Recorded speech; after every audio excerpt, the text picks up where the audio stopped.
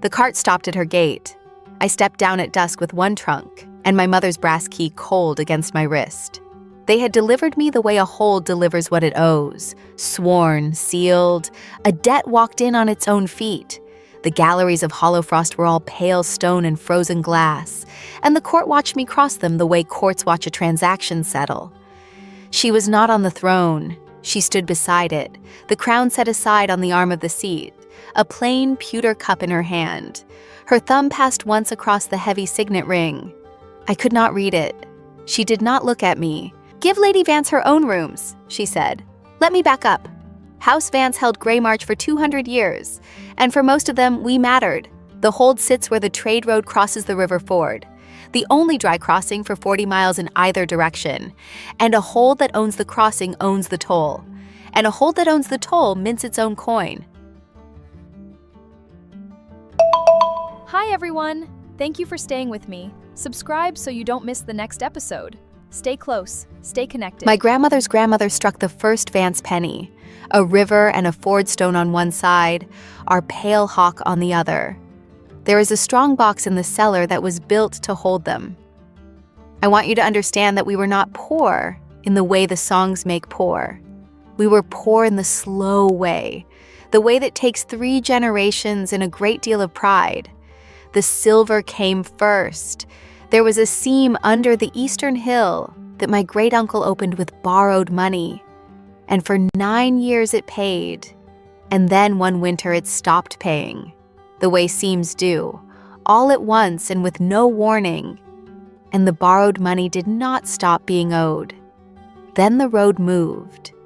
A new pass was cut through the mountains to the north, shorter and lower and open 3 weeks longer each spring. And the long caravans that had crossed our ford for 2 centuries began to cross somewhere else. The toll thinned, then the winters came hard, 2 of them back to back, the kind that kill the seed corn in the ground. And a hold that cannot feed its own people borrows against next year, and then against the year after that. By the time I was old enough to read a ledger, and I read them young, I was the only one in the house who would. Every line in ours bent toward the crown. That is the part no one outside a border hold understands.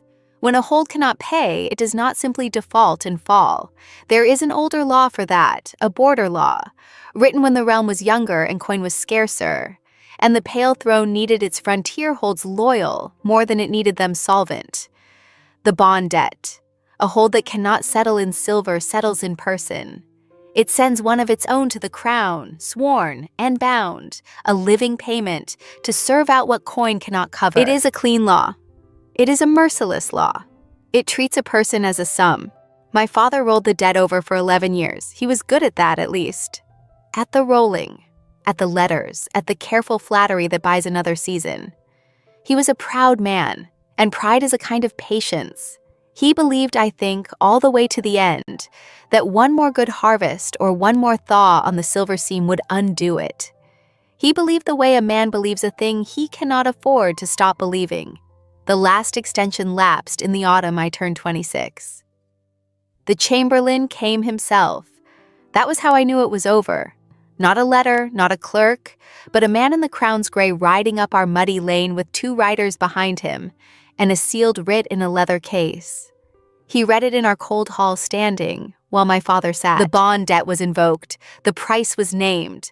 House Vance would deliver one of its own to Holofrost, to the Pale Court, sworn to the Queen, a bonded consort, the writ said, which is a particular word, and everyone in that hall knew exactly what it meant. A consort settles a debt with her person. She is given to the crown to be claimed, kept, used as the crown sees fit, and set aside when the crown is finished. That is the cold arithmetic of it.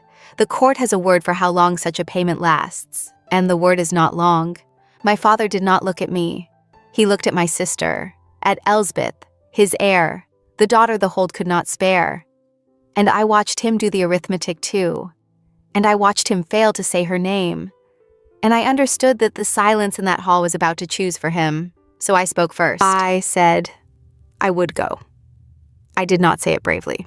I want to be honest about that, because the songs would make it brave. I said it the way you put down a thing too heavy to keep holding, quickly, before my arms could change their mind. It was the only line in the whole transaction that was mine. Everything after that had been decided by a law 200 years older than me. But the choosing of which Vance, that at least I took out of my father's hands and put in my own. I packed one trunk. I left the ledgers I had kept since I was 12. I took my mother's key. It is a small brass thing on a thin chain, the key to that cellar strongbox, and the strongbox has been empty since before she died. There is no coin left in Greymarch to put in it. She gave it to me anyway, the last winter, and folded my hand around it and did not explain, and I have worn it at my wrist ever since. When I am steadying myself, I turn it once around, under my thumb. I did not know, packing it, why I was bringing the key to an empty box to a court that would have no use for either. I brought it the way you bring the one thing that is only yours. I had heard of the queen the way everyone in the realm had heard of the queen. Vesseline Andro took the pale throne young and has held it longer than I have been alive. And in all those years, not one rising against her has outlived the rising. They do not say she is cruel. That is the strange part, the part that frightened me more than cruelty would have. They say she is exact. The lords who moved against the pale throne simply hold no lands now. The names that crossed her are names the court has stopped saying, the way you stop saying the name of a debt you have finally paid. She is never loud. The realm has learned that the quieter the winter crown goes, the more final it is. They call her heart a hearth gone to embers, a cold thing in a stone room, warmth banked down so low you cannot prove it is still there. I rode north for 9 days toward that, a delivered payment in a hired cart, turning an empty key at my wrist, doing the only arithmetic I had left, which was how many seasons a consort lasts at the pale court before the crown is finished. What I had not accounted for, what no arithmetic of mine could have reached, was a woman who would look at the debt the realm handed her and the body it came attached to, and refuse to read the writ the way it was written. But I am getting ahead. That night, at the threshold of rooms far finer than any discarded payment is ever given, there was a knock. Dame Caronde, with terms. The scent pull lands at the public naming. Dame Caronde's with terms knock from Act 3 transitions into the private contradiction. First touch stays in Act 8. None here. Dame Caronde came in with terms. I had braced for a contract of bondage. The writ read aloud, my body itemized, the date my service would be considered spent. I had read such writs. My family had signed several. What she said on the small table by the cold hearth was a single folded page and a brass-bound box of papers. And what she said first was not a clause at all. The queen sees you at the 8th bell, she said, in the hall, before the court. I understood the shape of it, the public naming, the consort sealed in the realm's eyes, the debt closed where everyone could watch it close. I turned my mother's key once around my wrist with my thumb, the small brass weight of an empty box, and I let the woman tell me how to stand and where to look and when to say nothing, which was most of the time. She watched my thumb move on the key. She did not remark on it. She had, I would learn, a habit of seeing a thing fully and saying nothing about it, which is its own kind of mercy in a court that survives on what it can use. Then she said the thing I would carry the rest of my life, though I did not know it yet. She has given you a door, child, she said. No queen before her gave anyone a door. I did not know what she meant. I thought she meant the room. The hall of the pale throne was colder than the galleries, which I would not have thought possible. Frost held the high glass. The court stood in its furred ranks along both sides, and the gold cups caught what little light there was, and at the far end the high stone seat waited with the crown set on the arm of it, not on her head, and the queen standing beside the seat the way she had stood the night I arrived, as if the throne were a thing she used and not a thing she needed. She let me cross the whole length of that floor alone. I counted my own steps because counting is what I do when I am afraid and refuse to show it. I counted the lords. I found the one who mattered without being told. A broad coastal man with a salt gray beard and rings on every finger, who looked at me the way a creditor looks at a coin he suspects is clipped. Lord Vale. I did not know his name yet. I knew his face the way you know weather. Beside him, a young woman in pale, saltward blue watched me with a smile so polished it had no warmth left in it at all. Lady Senate. I catalogued her too. I catalogued everyone. It is the only wealth my family left me, the habit of accounting. I stopped where Dame Corond had told me to stop. The Queen looked at me then, fully, for the first time since the gate, and the scent reached me. I want to be exact about this, because nothing in my arithmetic had prepared me for it, and I have never trusted a thing my body did before my mind agreed. It came across the cold floor the way warmth comes off a stone that has held the sun, cedar smoke and cold iron, a hearth gone to embers in a room made of winter.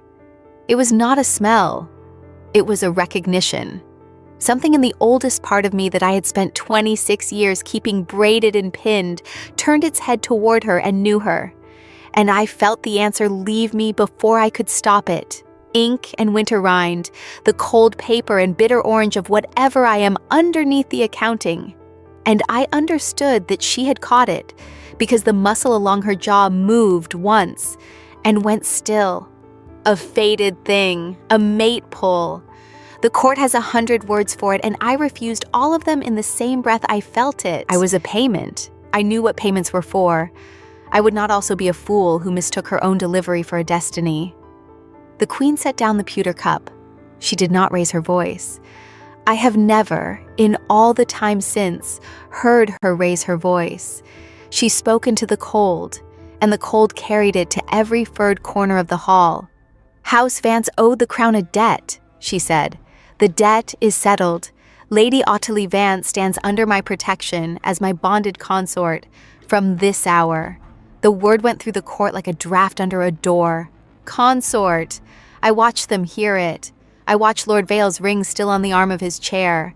I watched Lady Senate's polished smile hold itself in place by main force. I watched 200 faces do the arithmetic I had already done. A pauper's daughter, a fallen border house, a debt paid in flesh. And arrive, every one of them at the same conclusion, which was the conclusion I had arrived at in the cart at dusk. She had taken what she was owed. That is what they saw. That is what a consort sealed before the court means. A thing acquired, to be used as the crown sees fit, and set aside when spent. Her thumb passed once across the heavy signet ring on her right hand. Slow. A single pass. I had no idea what it meant. I only knew, watching it, that it was the one part of her that was not entirely still, and that she had done it the night I arrived as well, and I filed it the way I file everything. A detail I did not yet have the rest of. She did not look at the court when she finished. She looked at me, and then she turned and left the hall before the murmur could become anything she would have to answer. And the cold closed over where she had stood. And Dame Corond's hand was at my back, steering me out the way a tide steers a boat that has forgotten it cannot move on its own. So that was the first truth. I had been claimed in front of the realm. The second truth came that night, and it unmade the first. She came to my rooms herself. No page, no guard, no ceremony, a knock, and then the Queen of Merrowmere in the doorway of the room she had given me, the crown nowhere on her, a plain dark coat against the cold, the pewter cup left somewhere behind her.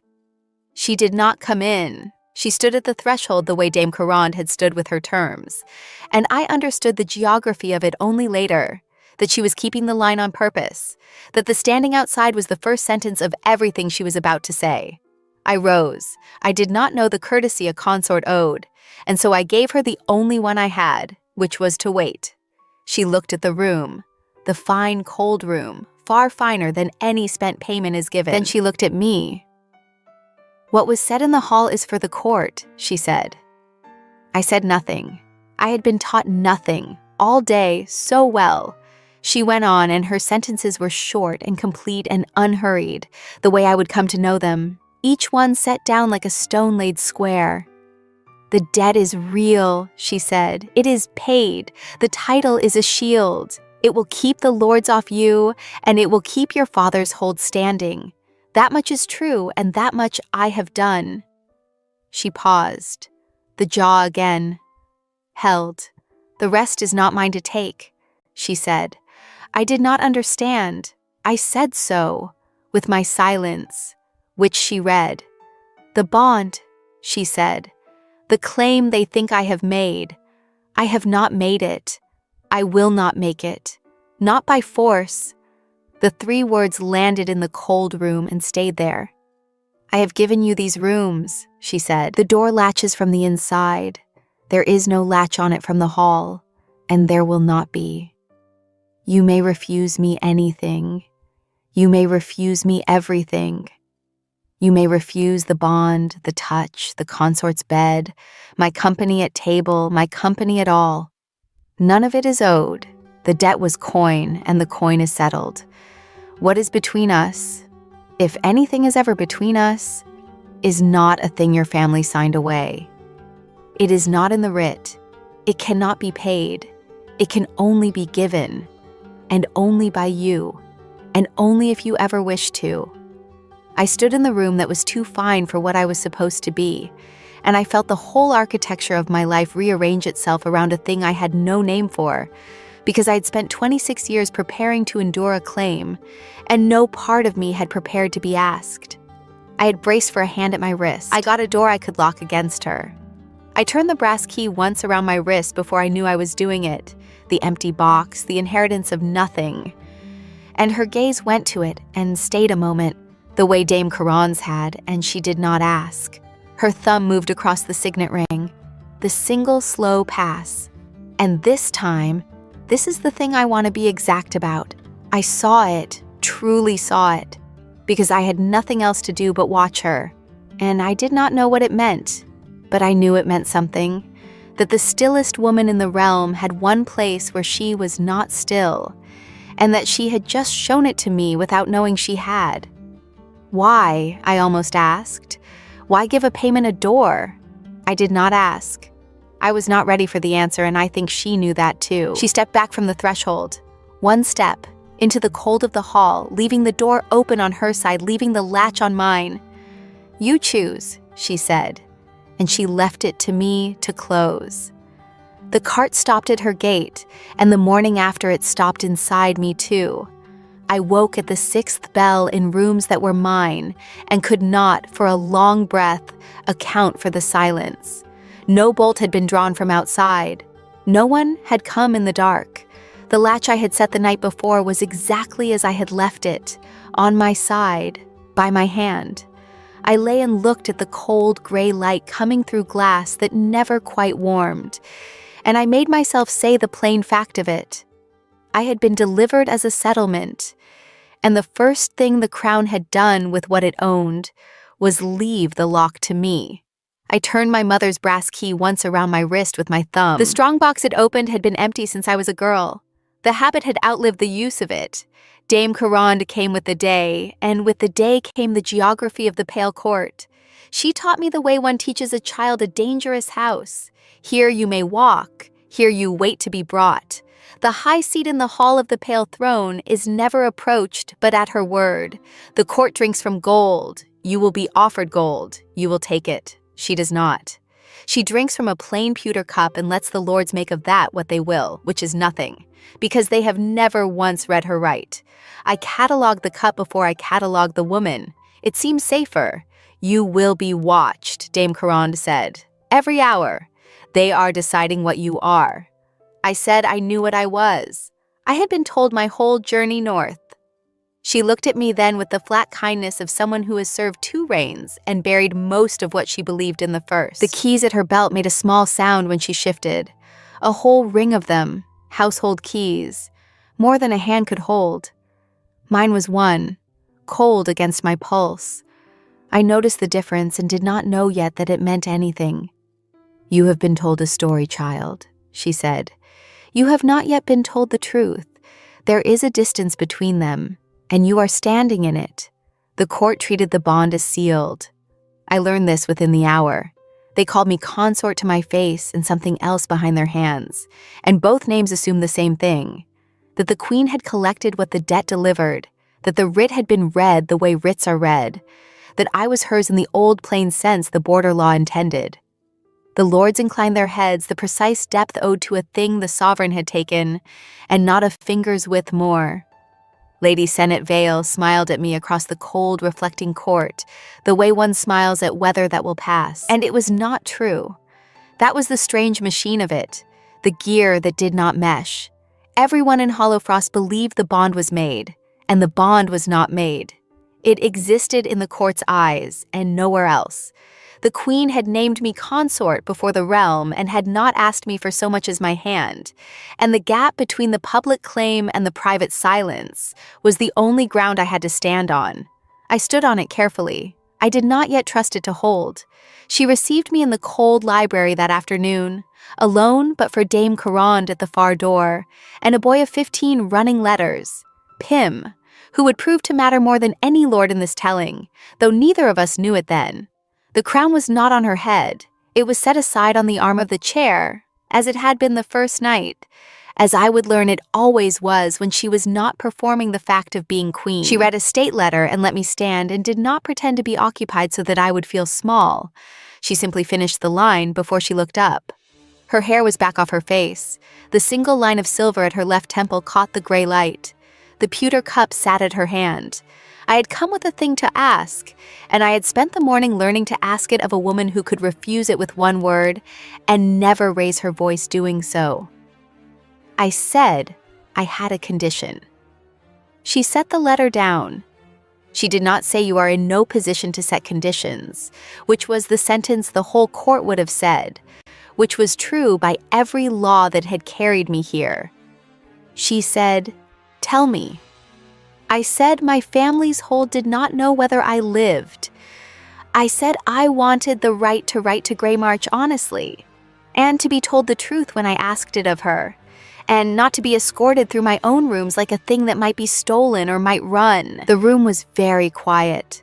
Her thumb passed once across the heavy signet ring on her right hand, that single slow pass I had first seen at the gate and could not read. I watched it now the way I watched everything, filing it, not yet knowing it was the one place she kept what she held back. "Write to them tonight," she said. "The page will carry it. You will have honest answers. And the doors are yours. They were always yours." I had braced for negotiation. I had a second position ready, and a third, the way you ready arguments for a creditor. I did not need them. She had granted the whole of it before the cup in my hands had cooled, and the asymmetry I had been raised to expect, the one the lords assumed, the one the writ promised, turned quietly over and lay the other way, and neither of us named it. I said thank you. "It came out smaller than I meant," she said. "You do not have to thank me for what is yours." Then she took up the letter again, and I understood I was dismissed. And I understood also that being dismissed in this room meant only that I was free to go, and not that I had been used and set down. The difference was enormous. The difference was the whole of it. I carried it out with me like the cup, warm and strange in my two hands. Pym caught me in the gallery, breathless the way that boy was always breathless, with too much in his mouth and no sense yet of what should stay in it. "They're betting on you, my lady," he said. "Below stairs. How long you'll last. Most say a season, some say less." I asked him, last at what? He went red and did not answer that, which was its own answer. Then he leaned in, lower, as if the cold glass might carry it. "And Lord Vale's been asking after you," he said, 3 times this week. "What house, what debt, who your people are. He asks like a man counting coin he means to spend." The gallery glass was frozen at the edges, the reflecting court below it white and still. I turned my mother's key once around my wrist, the empty box, the old habit, and I thought of the door upstairs that locked only from my side, and I wondered for the first time not whether the freedom she had given me was real, but whether she had given it to me because something was already coming that would test it. The first week passed in a quiet I did not know how to spend. I had spent my whole life accounting for what would be asked of me. At Greymarch there was always a thing owed and a thing expected, and I had learned to know the shape of a demand before it was spoken. the way you learn the weather of a place by the ache of an old break. I arrived at Holofrost braced for the demand. I waited for it the way you wait for a creditor at the door. It did not come. She did not send for me. This is the thing I could not account for. A consort named before the court, sealed in the realm's eyes. And the woman who had named me did not send for me once in 7 days. I dined where Dame Caronda set my place, 2 seats down from a throne I rarely saw filled. I walked the cold galleries. I read in the library after the household slept, and the queen, who had a whole realm to move and moved it without raising her voice, left me alone inside the room she had given me, with a door that latched from my side. I turned my mother's key once around my wrist and tried to read it as strategy, a thing held back to be taken later, a patience that was only a longer kind of appetite. It would have been easier if it were. On the 3rd night, she was in the library when I came down. I had thought the room mine at that hour. It was past the 2nd bell. The household was asleep.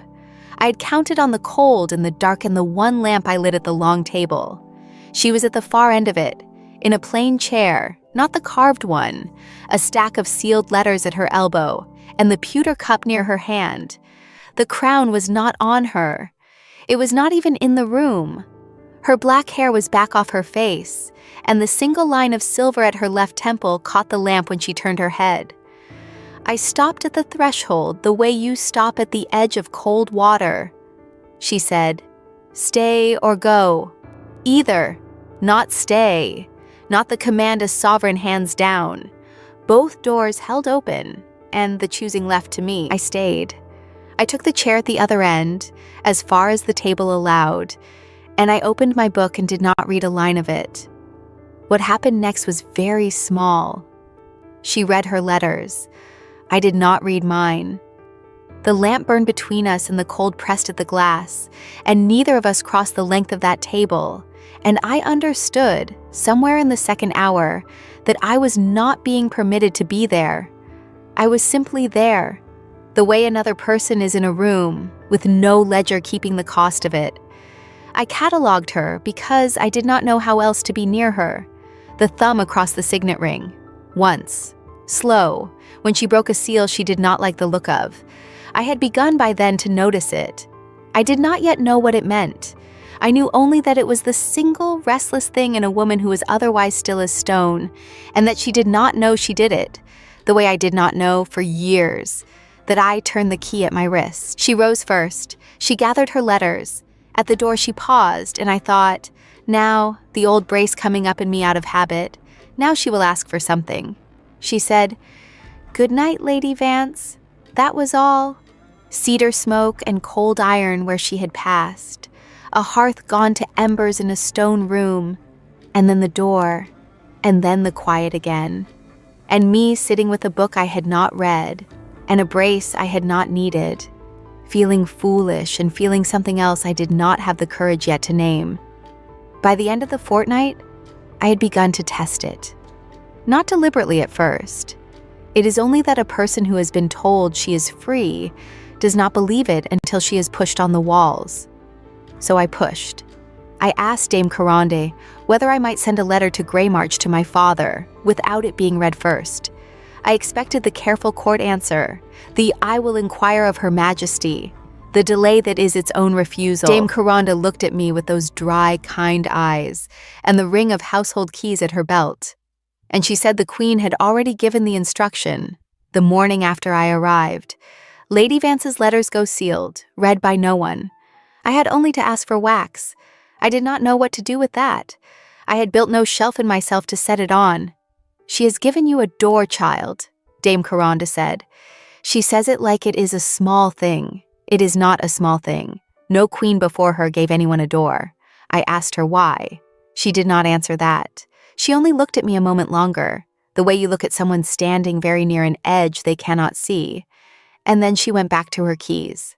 I wrote my father a letter that night that said almost nothing true, because there was no way to write the truth of it. I am well. I am kept better than I feared. Do not worry for me. And I sat a long while with the wax in the candle, and could not make the sentence that said she has not touched me, she will not. She has built the whole arrangement so that she cannot, because I did not understand it well enough to write it down. There was one evening I have kept apart from the others. A month into the winter, in the small council room off the gallery, she was reviewing the salt accounts, and I had been seated nearby. Not summoned exactly. Dame Caronde had a way of placing me where the queen would be, and I had stopped pretending I minded it. The brazier had burned low. The accounts ran long. At some point, I leaned to take a paper she had set aside and asked about, and the lean carried me nearer than the careful 8 inches of cold air I kept between us without ever deciding to. And her hand came up. It came up the way a hand comes up to steady another person, toward my shoulder. I saw it move, and I did not pull back, and there was a moment. I have turned it over more times than I will say, where her hand was near enough that I felt the warmth come off it, the heat of a person against the cold of that room, and I waited. I want to be honest about the waiting. Some part of me, the part schooled at Grey March to expect the demand and endure it, had waited for a touch since the cart stopped at her gate, and here it was, a breath away, freely arrived, no dead in it, and I held still and let it come. It did not come. Her hand stopped. It hung there one instant, that close, and then she drew it back, not sharply. The way you set down a thing you have decided is not yours to live. She returned it to the account on the table, and her thumb passed once across the signet ring, slow, and this time I understood a part of what it meant, though I had no word for it yet. It was not appetite held back to be fed later. It was a hand kept on its own side of a line she had drawn and would not cross, no matter that the line had, for one breath, leaned toward her on its own. The room was very quiet. 8 inches of cold air. I had not measured it on purpose. I measured it now. She said without looking up, "You leaned for the paper." I said yes. She said, "I know," and that was all she let either of us have of it. She slid the paper across the table the rest of the way, so I would not need to lean again, so the choosing of any nearness would be mine, and never an accident she could be accused of arranging. And we went back to the salt accounts, as though her hand had not, a moment before, decided in the air between us to be exactly as kind as she had sworn to be. I went up to my rooms that night, and I latched the door from my side, the way I did every night, the door she left open on hers. I stood with my hand on the cold latch a long time. For the first time, it did not feel like a wall the captive draws against the keeper. It felt like a thing she had given me to hold, so that I would always know the holding was mine. The third night of the second week, she did not come to the library. I had grown used to the library. That is a dangerous sentence to write, but it is the true one. I had grown used to the cold, long gallery, where she read her state letters by a single lamp, and to the chair across from hers that no one had told me was mine, and that had become mine anyway. I had grown used to the silver line at her left temple catching the lamp when she bent her head, and to the particular economy of the way she turned a page, and to the pewter cup at her elbow, while the rest of the palace drank from gold. I had grown used to cataloging her, which is a thing I do to a room before I trust it, and I had not yet asked myself what it meant that I had begun doing it to a person. The third night she did not come, and I sat in the chair that was mine across from the chair that was empty, and I understood that I had been waiting. I did not like understanding that. Dame Caronde found me there at the late bell. She carried her ring of household keys at her belt, the many keys to my one, and she set a fresh lamp down without asking whether I wanted it. "She is with the Saltward Lords tonight," Caronde said. I said nothing. I turned my mother's key once around my wrist. "Lord Vale has asked for 3 audiences this fortnight," she said. "The Queen has granted 1. He is not a man who enjoys the arithmetic of that." I asked her what Lord Vale wanted. I asked it lightly, the way you ask a thing you have already half-guessed and do not want confirmed. "He wants what men like him always want," Caronde said. "A door of his own, into the royal line. He had picked the lock he meant to use years ago. His niece, and then a debt cart came up from Grey March carrying you, and the Queen gave you rooms." She let that sit. "You are the wrong key in his lock, child," she said. "That is all you are to him. Do not mistake it for anything that has to do with you." I sat with that for a moment. It had everything to do with me, of course. I was the body the debt came attached to. But I understood what she meant, that the danger circling the cold galleries was not aimed at Ottilie Vance, who was nothing, but at the door the queen had opened by giving the nothing a room. The court could forgive a queen for taking a payment and using it as payments were used. The court could not forgive a queen for choosing one. By the fortnight, I had learned the shape of the watching. The pale court watched the way frozen water watches, without seeming to move, holding everything it sees. I learned which gold cups belonged to which lords, and which way they tilted toward Vale when he spoke. I learned that Lady Senate Vale wore the cold like a coat cut to fit her, and that she smiled at me with the polished cruelty of someone who had been told I would not last. I learned to sit where a consort sits and to say what a consort says, which is almost nothing, and to catalog from that nearly silent place everything the room did not know I was reading. And I learned that the queen watched me, not the way the court watched. The court watched to measure how long. She watched the way I watched her, as if she were keeping an account she did not intend to spend, taking note of a thing only because she did not want to lose track of it. I caught it once across the whole length of the hall of the Pale Throne, her gray eyes finding me where I stood among the lesser seats, and her thumb passed once across the signet ring, that slow, single pass, and then she looked back to the lord who was speaking as if she had never looked away at all. I had begun by then to read the tell. I did not yet have all of it, but I had the first of it. The thumb moved when she was holding something back. The court had never learned it. I was learning it in the cold, one pass at a time, the way you learn a language by the words a person says when they think the saying does not show. That night she came to the library after all, late, the letters under her arm. She did not apologize for the night she had missed. She did not explain the saltward lords. She sat, and she set the pewter cup at her elbow. And after a while, without looking up, she said my name. Ottilie. Only that. A name said alone, which at her court was a thing that cost something. I said yes. She said, if a man at this court ever asks you to carry a word to me, you will tell me who asked and what before you carry it. I said I would. She said, and if a man at this court ever tells you that you may improve your position by some small disloyalty, you will know that he is not offering you a door. He is offering you a longer fall. I said I understood. She turned a page. The silver caught the lamp. She did not say Vale's name, and she did not need to. And I understood that she had just done, in her economy of complete short sentences, the only thing she would permit herself to do. She had warned me, and she had not made the warning a wall, and she had left me, as she left me everything, the choice of whether to heed it. You choose, she had said, at the threshold the first night. She did not say it again now. She did not have to. It was in every term she gave me and every term she withheld. A month into winter, the letter came that I was not meant to see. I came into the library at the late hour, and she was already there, which was not unusual, and she was holding a sealed page, which was not unusual either. What was unusual was that she was not reading it. She was holding it, the way you hold a thing you have already read and cannot unread.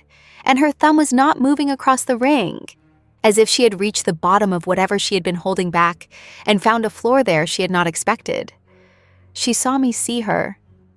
For a moment, neither of us moved, and the 8 inches of cold air we always kept between us in that room felt, for the first time, like the only warm thing in the palace, a perimeter not drawn against me, but around something we had both, without saying it, begun to stand inside.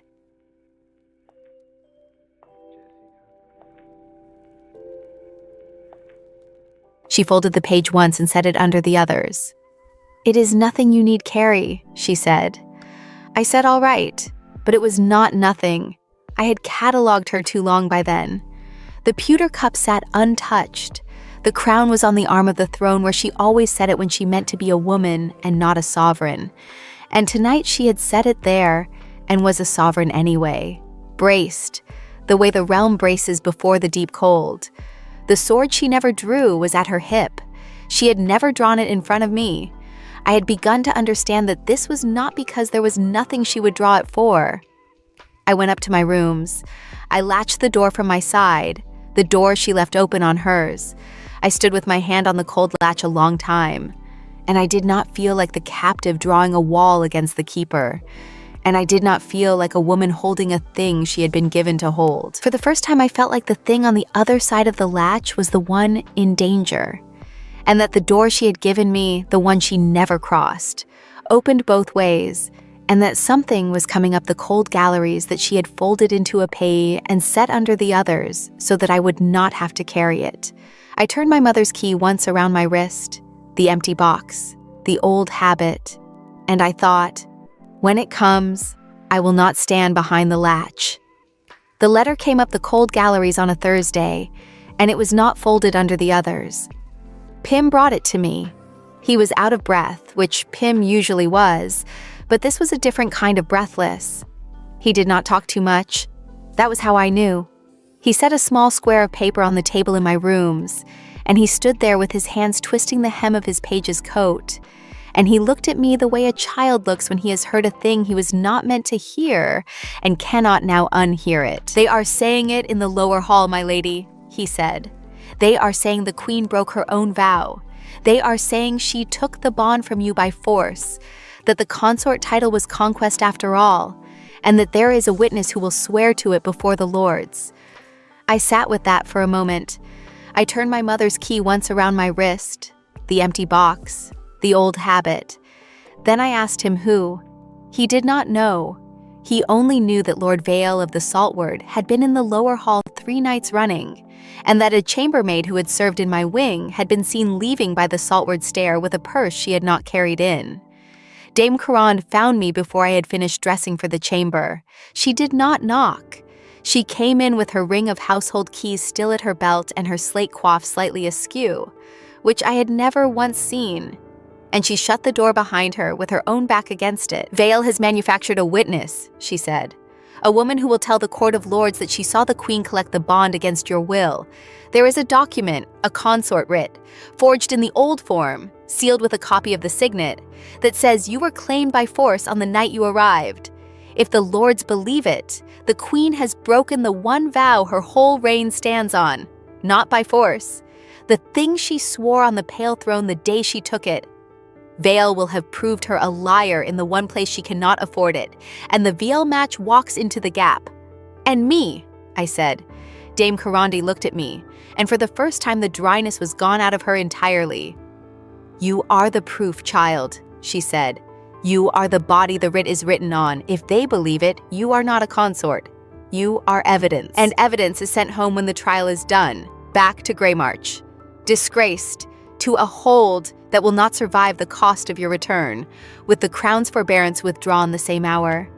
He has built a thing that ruins her, and ruins you in a single stroke, and he has built it so that the more she protects you, the truer it looks."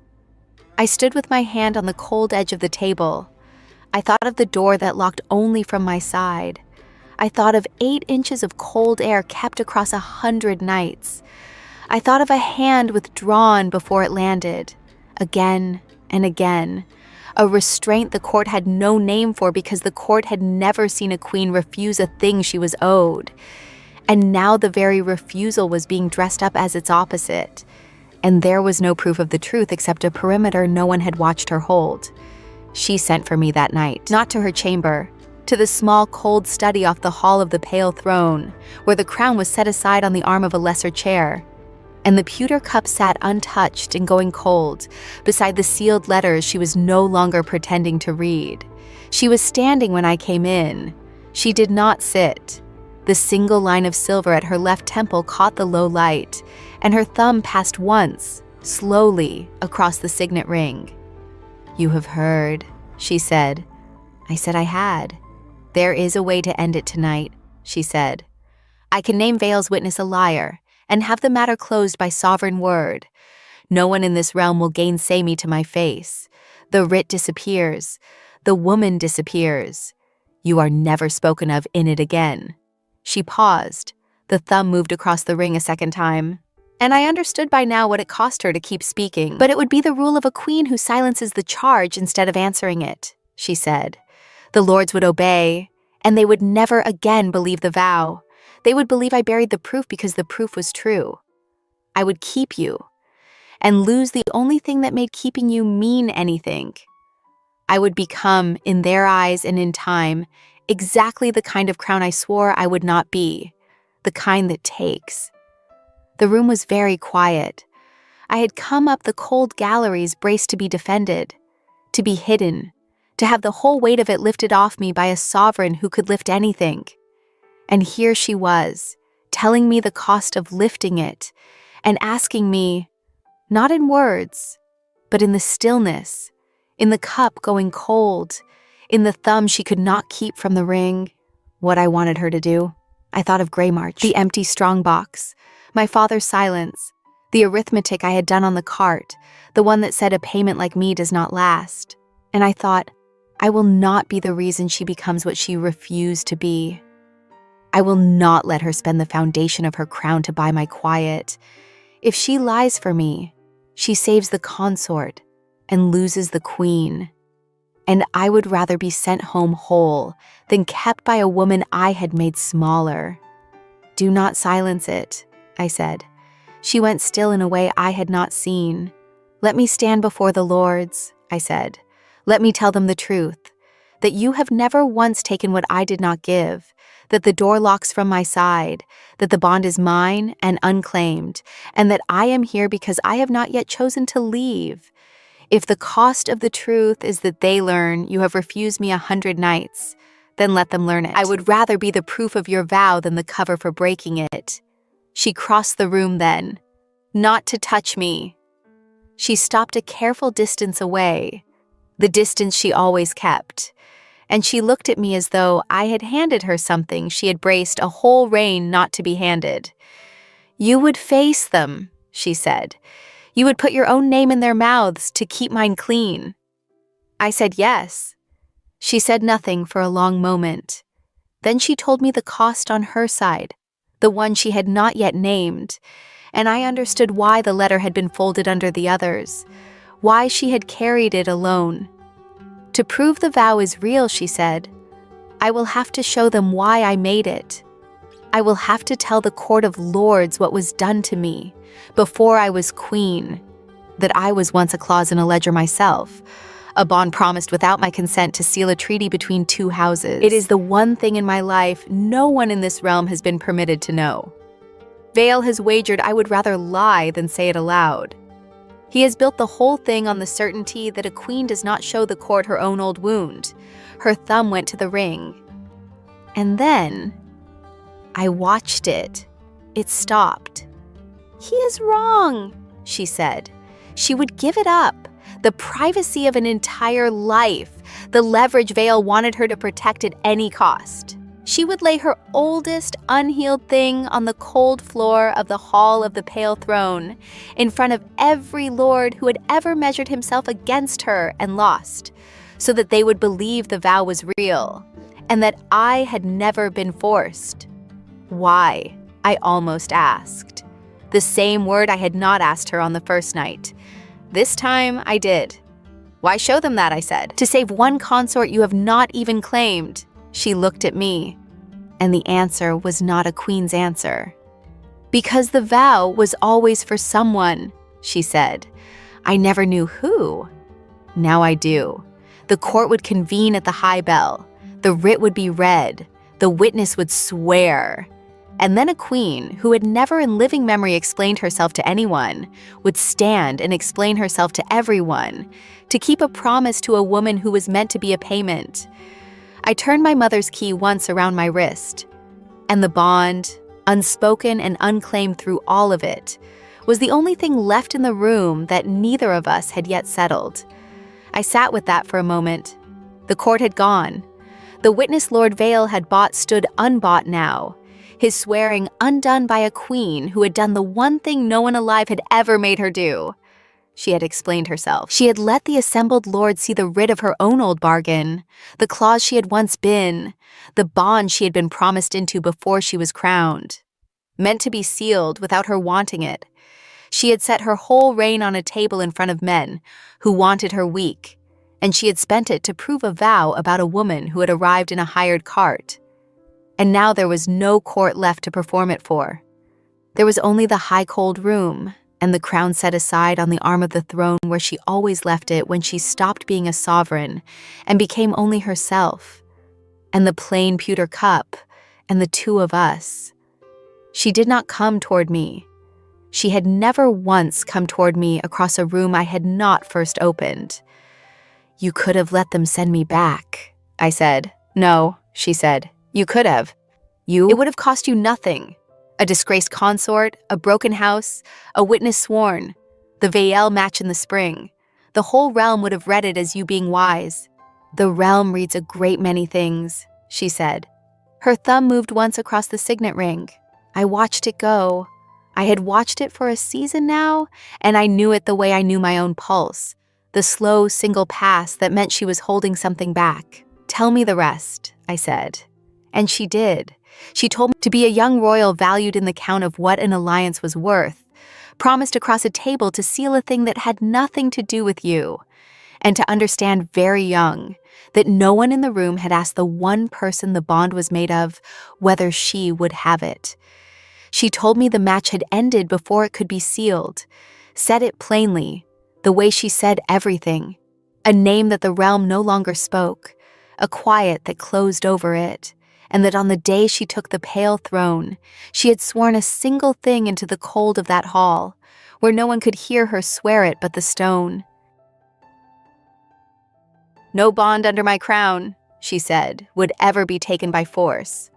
The room was very quiet. "I have kept it," she said. "I will keep it now. You were a debt the chamberlain handed me. I gave you a door because the only thing I had it in me to give a person delivered like a payment was the same thing no one ever gave me. A way out. I have left it open all winter. It is open now. You may walk through it tonight, and I will see your house held, and your debt cleared, and your name kept, and you will never once owe me the thing the court thinks you owe me." She set the pewter cup down. "The bond is not mine to take," she said. "It was never mine to take. It is yours to give or to keep until the end of your life, not by force." 3 words, the same 3. A cold court ruling once, a refusal the realm could not read. Standing in that room, they were not a ruling at all. They were the most open hand anyone had ever held out to me. And the terror of it was that there was nothing in it but my own choosing.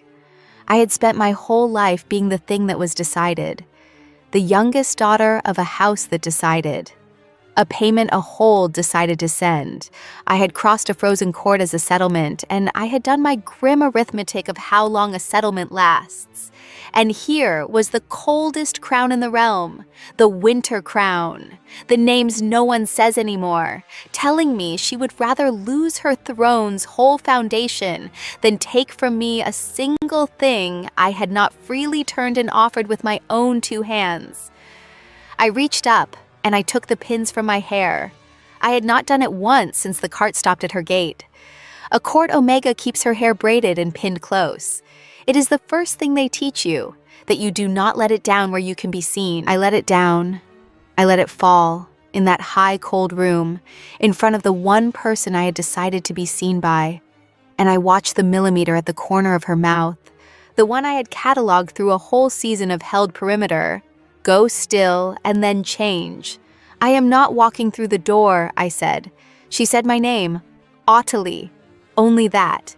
She had spent it so rarely that hearing it now was like being handed something heavy and warm. "I choose it," I said. "Not the debt, not the writ, not the cart, or the chamberlain, or my father's silence. This, you. I am giving it to you, because it is the one thing in my whole life that has ever been mine to give."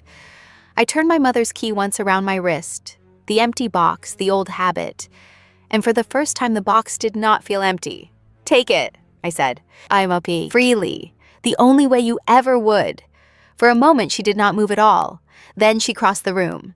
She crossed it the way she did everything, without haste, a sovereign who never wasted a step, and she stopped close enough that the cold air between us was gone, and her thumb, the thumb that had passed across that ring through every held hour of the winter, the tell the whole court had never once learned to read, did not move.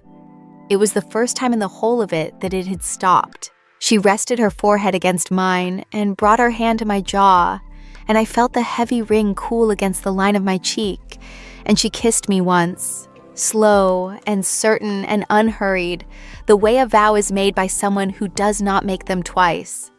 And when she set the bond mark at the curve of my neck, it was a thing I had turned and offered and chosen with my own will, sealed at last not by a crown's power, but by my own open hand, and the empty box of my inheritance was after all the long cold years, the one thing that had only ever been waiting to be filled by a choice. "You choose," she had said once, and left it to me to close the door. I had chosen. The door stayed open. We no longer needed it shut. The first thaw came late that year, and I heard it before I saw it. Water moving again under the frozen reflecting court, a sound the pale court had forgotten it could make. I was not a payman anymore. I want to be precise about that, because the court had been so precise about it when I arrived. The writ, the bond debt, the ledger I came attached to. None of those words fit me now, and the people who had used them had been made to find new ones. A season is a long time at court, long enough for a story to be rewritten by everyone who first told it wrong. Lord Vale held the salt word still, but he held it quietly, and he did not ask questions about me anymore. The names that had crossed the throne that winter were not spoken of, in the old way. But I noticed the queen had not taken from him the one thing she could have. She had let him keep his lands. Not by force did not stop at me, it turned out. It had only ever started there. She came into the room while I was at the cold window with the water sound. She set her plain pewter cup down on the table, and beside it, where for so many months there had been only the one, there was now a second. Mine. Pewter, not gold.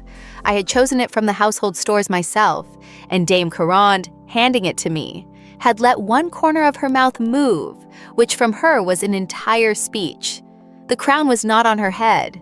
It was set aside on the arm of the throne in the next hall, where she left it whenever she was only herself, which the court had finally understood to mean most of the time. She stood beside me at the glass. She did not cross any line, because there were no lines left between us to cross, only the habit of a woman who had spent a reign learning to keep her hands still. I turned my mother's key once around my wrist. The empty box, the old habit. I had carried it so long as the proof of everything my family no longer had. The strong box in the gray March hold that had stood open and empty since I was a girl. The inheritance that was only a lock, with nothing behind it. She watched me do it. She had watched me do it 100 times. This time she covered my hand with hers. She moved my thumb, slowly, across her signet ring, the tell I had tracked for a season, the gesture the whole court had never learned to read, now mine to make. Her thumb did not move on its own anymore. There was nothing left in her to hold back. "The box was never empty," she said. "You were only carrying it to the right lock." I sat with that for a moment. Pym came through then, all elbows and news. A page who would one day be a steward if he ever learned to walk into a room slowly. He had a message half-shouted before he was through the door, and he gave it to me without thinking. The way you give a thing to the person it belongs to. "For the consort," he said, from the Grey March Road. He did not even hear himself say it. The consort, not the payment, not the Vance girl, not the debt the realm had folded into a person. A title, given plainly by a child too busy to lie.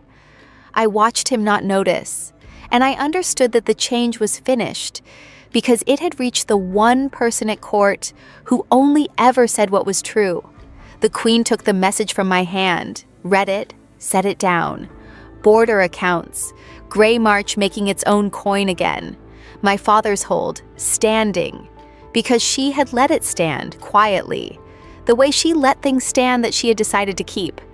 She picked up her cup. I picked up mine, the second one, the pewter one. "You chose this," she said. It was not a question, and it was not a claim.